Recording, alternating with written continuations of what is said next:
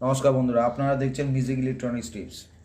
আজকে আপনাদের আমি কটা বাল্ব রিপেয়ারিং করা দেখাবো। তার আগে আমি লাইন চেক করছি, লাইনটা চেক করে নিই আমার বাল্বগুলো ঠিক আছে কিনা।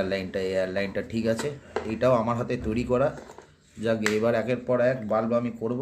বাল্ব তো খোলা দেখাচ্ছি আপনাদের। এই যে ঢাকনা থাকে, ঢাকনাটাকে এমনি চেপে ধরুন, এমনি জোরে চাপ দেবেন, ঢাকনা আপনার খুলে যাবে। এরপর আপনি বাল্বটা কি হয়েছে দেখবেন। তো এখানটায় প্রেস করে বাল্বটাকে লাগিয়ে দিন। বাল্বটাকে আমি লাগিয়ে দিয়েছি। এবার আমি দেখব যে বাল্বটা কী হচ্ছে। প্রথম কাজ আমাকে দেখতে হবে এর ভোল্টেজটা।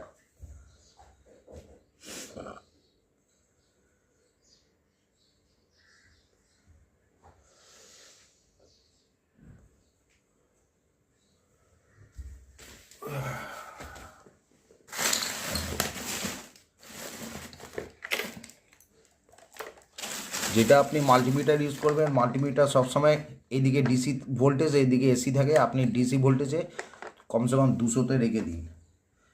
এবার 200-তে রাখার পর এটার যে মাইনাস প্লাস আছে, এই মাইনাস প্লাসে এখানে দুটো পয়েন্ট আছে। এই দুটো পয়েন্টের যে কোনো একটা জায়গায় দেখবেন যে মাইনাস প্লাস লেখা থাকবে। আপনি মাইনাস প্লাসটা এখানে চেক করবেন আপনার ভোল্টেজ ঠিক আছে কিনা। দেখুন ভোল্টেজ ঠিক আছে, কিন্তু ওখানে লুজ আছে, জ্বলে গেল হট করে। অনেক সময় এমনি হয়,